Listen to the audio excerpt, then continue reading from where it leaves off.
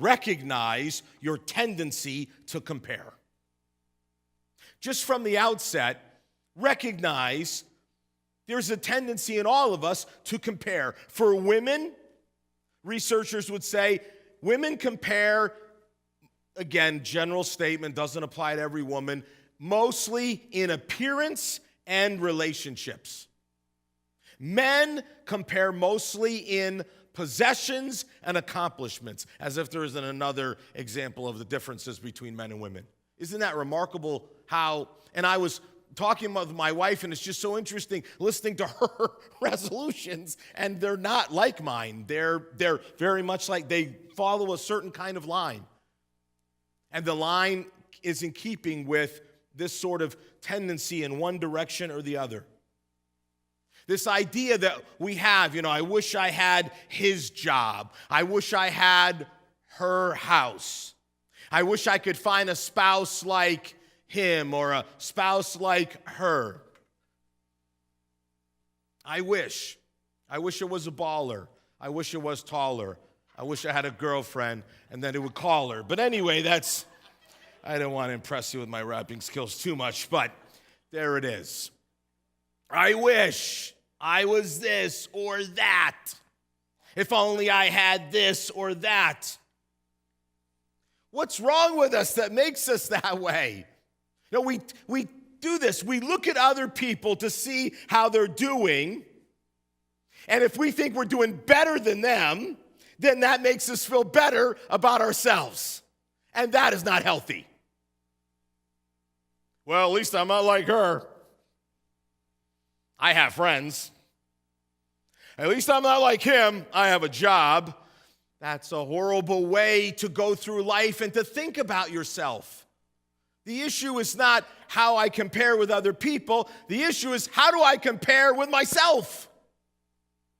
With what God has placed in my hands. Comparison, I tweeted it this week. It's the root of agony. It's the root of unhappiness. Comparing yourself to other people only breeds discontent. If you want to have a discontented year, then that's the way to go. If you want to have a happy new year, then don't give in to the tendency to compare. When we compare, here's what happens.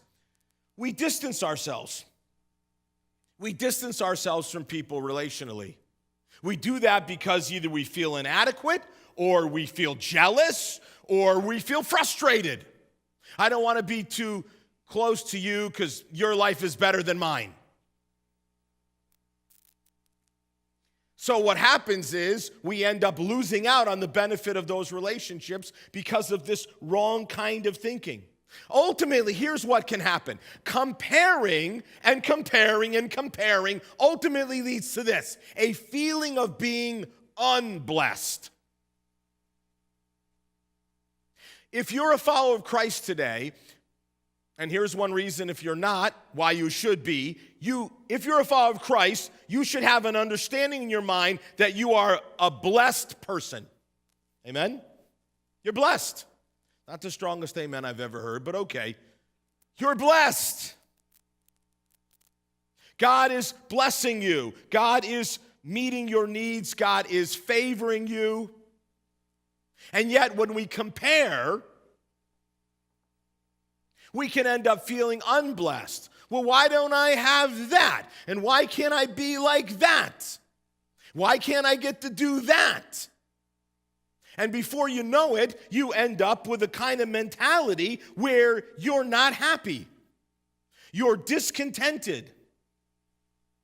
Here's a news flash for you today. No matter how well you're doing, you can always find someone who's more talented, who's happier, who's getting greater favor. How's that for a pick-me-up? It's true. It's true.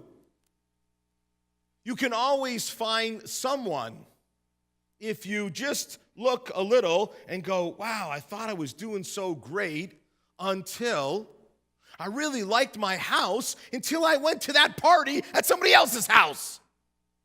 Now I want that house, and I want that furniture, and I want that kitchen. Your kitchen was perfectly fine up until that stinking Christmas party.